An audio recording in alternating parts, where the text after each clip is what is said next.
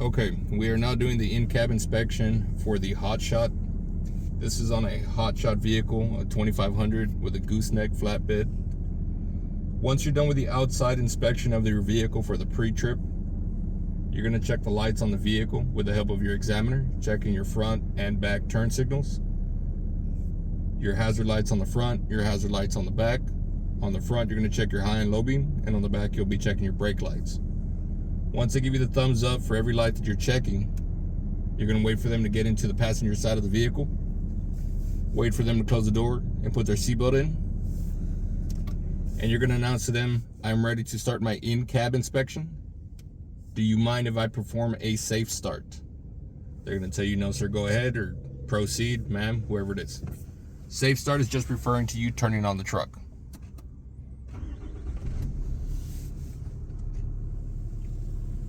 Once you're done with your safe start, you're going to proceed into your in-cab inspection. The whole point of your in-cab inspection is to check all of the inside components the same way you did the outside. Instead of your tires, your brake components, now you're checking your seat belt, your gauges, your heater and defroster, etc. We're going to start off with what's closest to us, which is our seat belt.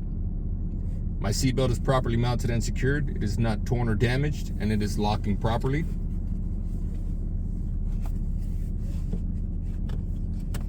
Next, underneath me, I have my seat frame, the metal part of the seat, which is properly mounted and secured. It is not cracked, bent, or broken.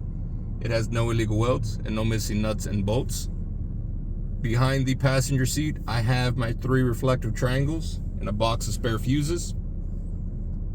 Next, behind the driver's seat, I have my fire extinguisher, which is properly mounted and secured. It is not cracked, bent, or broken, has no illegal welds, and is fully charged. Outside of my windows, you point to your mirrors. I have my mirrors. They are both properly mounted and secured, not cracked or broken. They are clean and set to the driver. Next, in front of me, I'm going to check my electric horn, or my city highway horn. It is properly mounted and secured. It is not cracked or broken and working properly. You're going to sound the horn. Moving on further back, past the steering wheel, I have my left and right turn signals. They are both properly mounted and secured, not cracked or broken, and working properly. Next, I have my windshield wiper switch. You're going to push it inwards towards the steering column. My windshield wipers are properly mounted and secured, not cracked or broken, and working properly. Past that, I have my gauges. This is your instrument cluster. We're going to start off with our depth gauge, which is over on the far left. My depth gauge is properly mounted and secured. It is not cracked or broken, working properly, and reading at least 1/8 of a tank. The bigger one right next to it is my RPM gauge, which is properly mounted and secured. It is not cracked or broken, and also working properly. On my digital menu, we're going to talk about the top gauge and the bottom gauge. The top one being my water temperature gauge, or my coolant temperature gauge. It is properly mounted and secured, not cracked or broken, working properly, and reading between 170 and 200 degrees Fahrenheit. The one at the bottom is my oil pressure gauge. My oil pressure gauge is properly mounted and secured, not cracked or broken, working properly, and reading between 30 and 70 psi. I'm going to move my menu over to my battery volt gauge.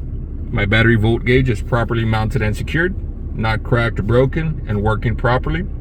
It is reading between 12 and 14 volts. And make sure you're always pointing to the gauge that you're talking about. Battery volt gauge, RPM gauge, depth gauge. Next, to the right, I have my speedometer, or my miles per hour gauge. It is properly mounted and secured, not cracked or broken, working properly. My fuel gauge over in the bottom right corner is properly mounted and secured, not cracked or broken, and working properly. Now over in the middle, in my radio, I have my heater and defroster. You're going to click on your defroster, and you're going to raise your heat all the way up. My heater and defroster are both properly mounted and secured, not cracked or broken, and working properly. You're going to make sure that it's turning on. Put your hand over the defroster, make sure that air is coming out. Once you verify that it is, you can reset. And the last thing you're going to be talking about is your hazard lights, the one right underneath the radio. My hazard lights, or my four-way flashers, are properly mounted and secured, not cracked or broken, and working properly. At this point, you're going to tell them, I am now done with my in-cab inspection. I'm ready to proceed with my brake test.